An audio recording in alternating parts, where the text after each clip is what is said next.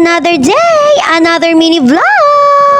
So for today's video mga mima, maaga kaming nagising at ipapakita ko sa inyo kung paano ko igayak ang Kuya Sander. Diyan pala mga mima, nakaligo ng Kuya Sander, nakapag-almusal na rin siya. Ang inalmusal niya is Milo and cake. Yung cake pa yun nung birthday ko. Sa umaga mga mima, ganun lang gagawin ko. Ipaghanda siya ng kanyang breakfast and then maliligo siya. Pagkaligo niya, ayan, asikasuhin ko naman ang kanyang mga isusuot. I-ready ko ang kanyang uniform, medyas, brief, sando, and shoes. Kapag hindi ko na-ready ang mga yan mga mima, susko po, tititig lang sa kawalan niya sa umaga. Mabilis lang din namang gumayak ang Kuya Sander and then ayan, papasok na siya sa school. Hinatid ko nga siya sa labasan mga mima kasi magbubukas din ako ng aking mini store. Kadalasan naman talaga mga mima, ang Kuya Sander nag-o-open niyang tindahan. Paglabas niya bago siya pumasok, bubuksan niya na yung aking mini store kasi mabilis lang naman buksan yan mga mima. Pero ngayon, sabi ko sa kanya, sasabayan kita at ako magbubukas na tindahan para may content ako. O, diba? So, ayun na nga mga mima, hinintay ko lang na makaalis si Kuya Sander sa aking paningin. Ayan. And then, nagbukas na rin ako ng aking mini store. Dati talaga mga mima, maaga ako nag-open ng aking mini store. 6 AM pa lang nagbubukas na ako. Kaso nga lang, wala rin naman masyadong bumibili. Kaya, ang ginawa ko, 7 AM na lang ako nag-open. Kasi napansin ko, 7 AM naman nagkakape ang aking mga karuba. Kaya ayun, 7 na ako nag-open. Pagpasok ko nga ng bahay mga mima, kaloka, hinahanap po si Bebo. Sus ko po, wala siya sa higaan namin. Tas tignan nyo naman kung saan ko siya nakita. Sus ko po tong batang to. Atakihin ako sa heart. Noong una, akala ko kinuha siya ng aking biyanang lalaki kasi minsan talaga mga mima ganun sa umaga kinukuha nila si Bebo. Pero sabi ko, hindi ko naman narinig na may tumawag kay Bebo or kumuha kasi nasa tindahan lang naman ako. And then, kaya ko naman nalaman na nandyan siya sa ilalim mga mima kasi sabi ko, Saiden, Bebo, nasan ka ba? Kung ganun, abay sumagot ba naman doon sa ilalim ng kama? Sabi niya, po, sus ko po. At hayan nga mga mima, kaya pala siya nagpunta doon sa mailalim ng kama para kunin yung mga sasakyan niya, yung car, yung plane niya, susko po. Pero siya rin naman nagtapon dyan kagabi. In fairness, alam niya kung saan niya hahanapin. Kaloka talaga tong si Bebo mga mima, parang halos araw-araw na ginugulat niya ako sa mga kaya niyang gawin. And then ayan nga, ipinain ko sa kanya yung car niya para sundan niya ako. Nilagay ko dyan sa may table para naman maupo na lang siya dyan, susko po. So ayan mga mima, lunch time na naman. Dumating na tong nagtitinda ng ulam, so kukunin ko lang in-order ko sa kanya ng atay ng manok. Kasi kahapon mga mima, nag-order ako sa kanya ng half kilo ng atay ng manok. Diyan ko ihalo yung binili kong kamote dun sa may palengke. Si Bebo niyan mga mima, iniwan ko lang din dun sa may bandang kusina ng mga biyanan ko. Hindi ko siya iniwan dun sa may loob ng bahay at sus ko po, iyak yan. Tapos tingnan nyo naman, hindi ko napansin, nakasunod na pala dito sa may labas. Ang bilis-bilis Bebo, sus ko po. May lahi ka bang kabuti anak? Sige, walk. Come on. Walk, go to Lola. Saiden. Go to Lola na, dali. Sige na. Shoes! Shoes! Uy! Uy! Uy! Ang yabang naman yan! Uy! Uy!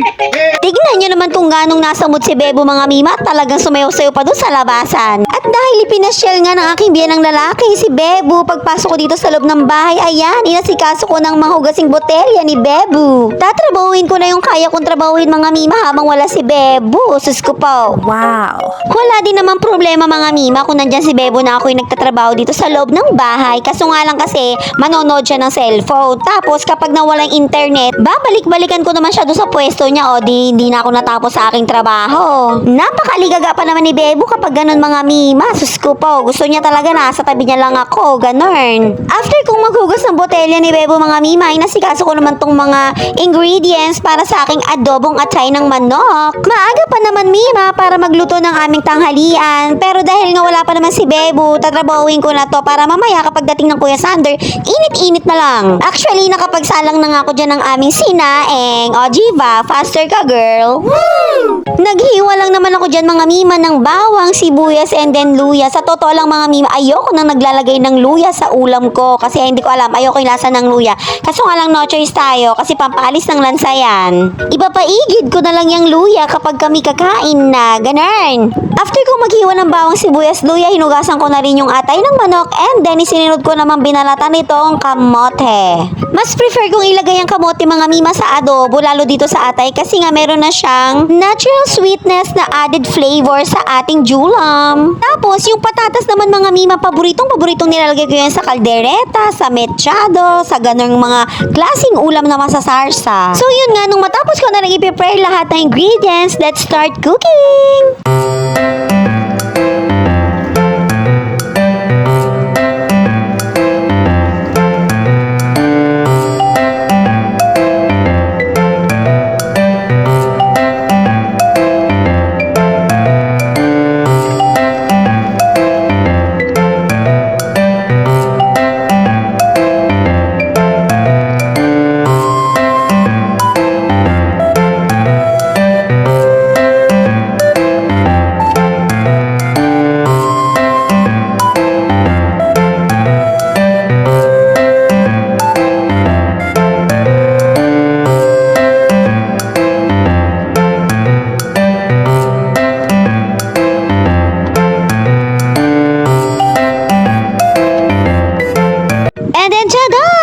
Here's our closer look, mga Mima Bells ko. Ang sarap-sarap nitong atay. Na-miss kong mag-ulam ng ganito. Bahala ka, Kuya Sander, kung ayaw mo nitong atay. Cherries lang mga Mima, in fairness, kumain naman siya kaso nga lang konti lang na atay. Fast forward na tayo mga Mima, hapon na nito siguro mga 4 p.m. Ayan nga, coffee time na. Nagtimpla lang ako ng black coffee mga Mima and then itong cake na tira nung birthday ko, nilabas ko na rin siya para maubos na pero syempre konti lang kakainin ko dyan. Napaka-perfect lang din kasi talaga iterno yung cake na yan mga Mima and then ng coffee. Super terno talaga sila tapos black lang yung coffee mo. Masarap talaga. Tatapusin ko lang din naman yung coffee ko mga Mima and then kami ni Bebo, maliligo na rin kami. At tignan nyo naman ang aking sarili mga Mima, sus ko po, mukhang kailangan na talagang maligo.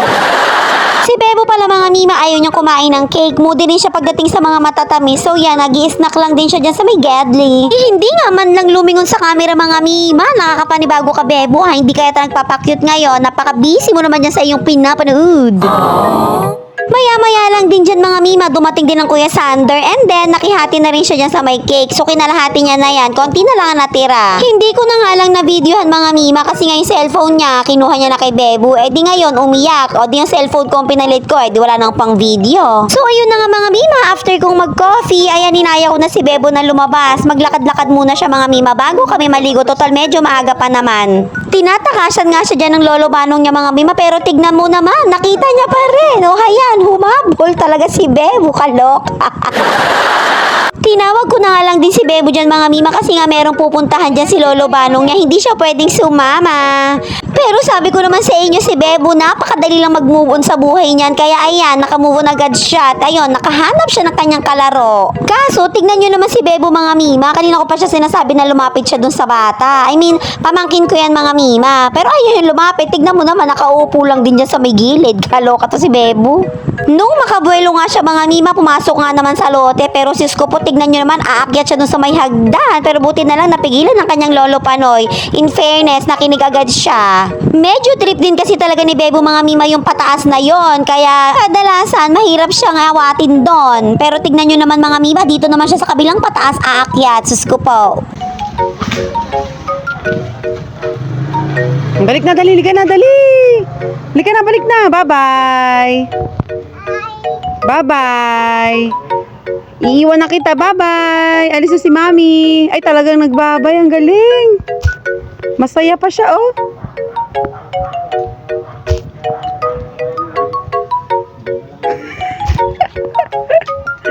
Sige.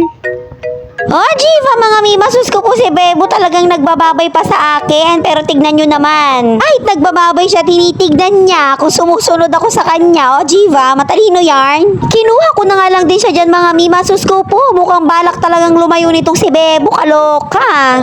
Ipinasok ko na nga lang ng tuluyan dito sa loob ng bakuran namin, mga Mima. At ayan, isinara ko na ang aming mini gate para naman hindi na makalabas tong makulit na Bebo na ito. Si Bebo na kapag nasa labasan, akala mo naman hindi nakakatikim ng lakwatsa tong batang to, sus ko po. Tignan nyo naman mga Mima kung gaano ka-hyper itong Junakis ko. Ganyan talaga siya araw-araw magubos ng energy. Pero pagpasok namin sa loob ng bahay mga Mima, full of energy pa rin yan. Sa kakulitan niya nga mga Mima, yung hawak-hawak niya na yan, sus ko po, nabasag niya na rin ang tuluyan. Tapos ganyan yung mood niya nung nakabasag siya, sus ko po Bebo, buti na lang bata ka pa, hindi ka pa pwedeng paluin. Ang sarap lang din talaga maging bata. Ano mga Mima, yung may kasalanan ka pero wala kang pake. O, Jiva? So that's it mga Mima Bells ko for today's mini vlog. Thank you for watching. Bye!